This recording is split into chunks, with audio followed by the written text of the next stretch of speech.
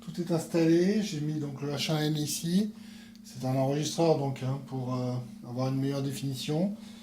Et puis j'ai mis donc mes deux pédales au pied là, donc j'ai le looper et donc l'overdrive qui est la même que dans la précédente vidéo.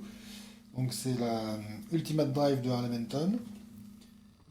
Et voilà, il n'y a plus qu'à jouer donc. Alors j'ai mon sélecteur de position sur le micro grave. Et je vais rester sur le canal clair.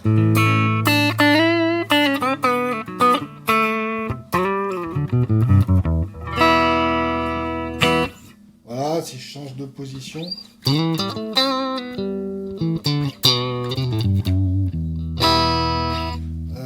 Donc on n'a pas la même configuration de micro.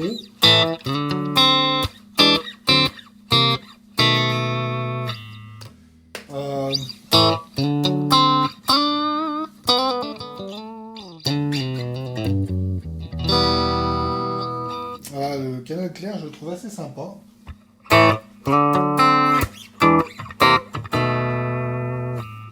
Et donc, si j'active, j'ai enregistré une petite boucle tout à l'heure. Donc, si j'appuie, ça doit la lancer, je pense. Voilà.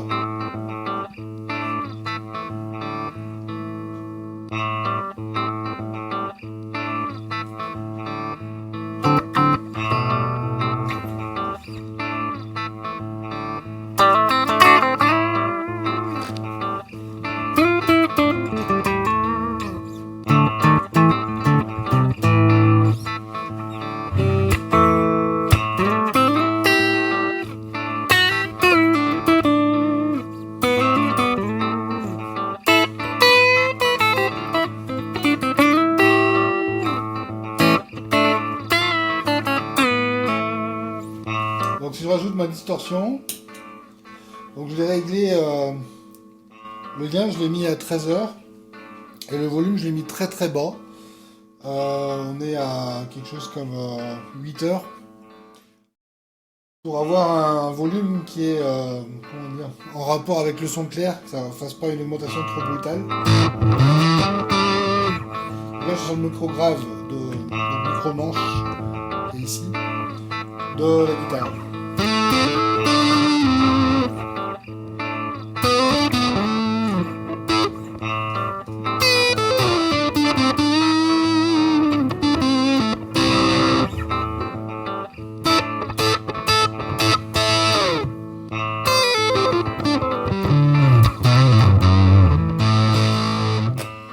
Là, je vais me mettre sur le micro chevalet, donc celui-là, qui est en double aussi.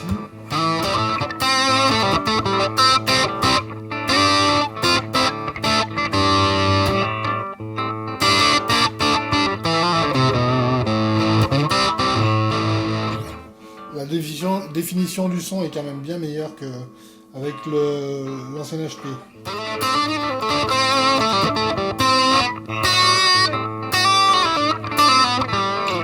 Enfin, du moins, je trouve.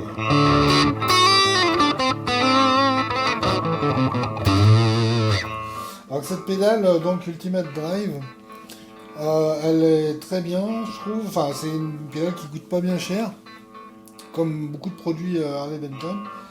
Et en fait, son meilleur rendement, d'après ce que les youtubeurs disent, et je confirme, c'est mon goût aussi, c'est vraiment de ne pas mettre la saturation à fond, la mettre vers 13 Hz, et puis la tonalité, pareil, vers 13 Hz aussi, c'est pas mal. J'avais branché sur mon Marshall Waystate aussi, cette distorsion. Et je voulais comparer entre donc son rendu et le rendu de la distorsion du Waystate. Et franchement, j'avais pas vu beaucoup de différence. Après, bon, il y a le haut-parleur qui est un Celestion. Enfin, là, il y en a deux dans cet ampli-là. Deux Celestion 12 pouces.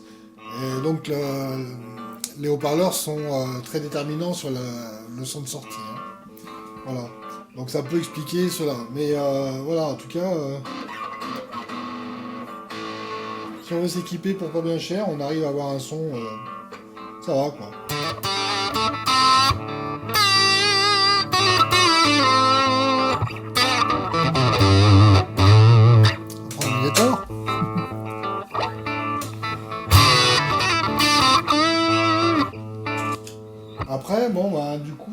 je suis quand même bien satisfait de, de ce rendu global.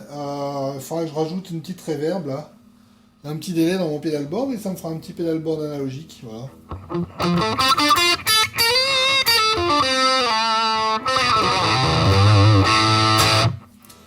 Et du coup, ça sera intéressant d'avoir un son pas trop mal sur un petit ampli pour travailler et pour notamment si je dois me déplacer, ça peut être sympa.